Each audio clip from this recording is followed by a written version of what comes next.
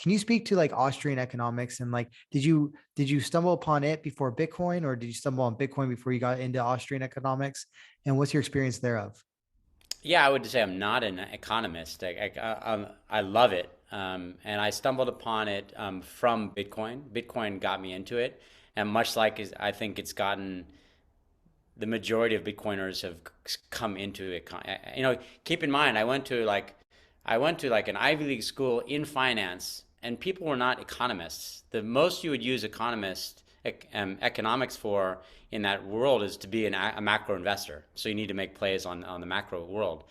To be a pure monetary economist is like it's one of these great tertiary impacts that Bitcoin has created, where I can go to a cocktail party or a dinner, and at least anyone that's Bitcoiner is happy to talk about economic policy and economics for a while.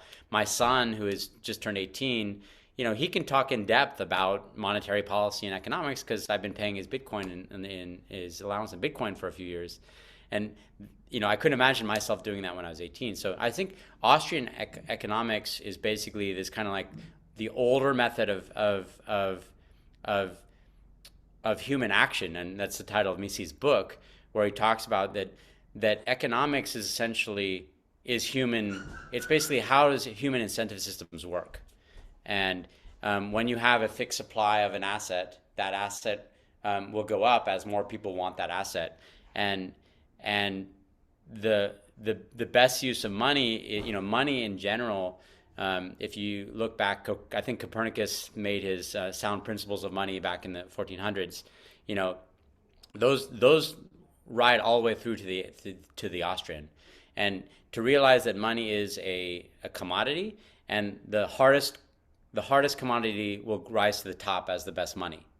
And so Bitcoin is the first asset with a fixed number of that asset. Even gold is expanding over time, and we can discover gold in space, and we don't even know how much gold is in the earth. It's just the most difficult, or it's the most expensive to mine out of the earth, which also is malleable and saleable, where you can break it up.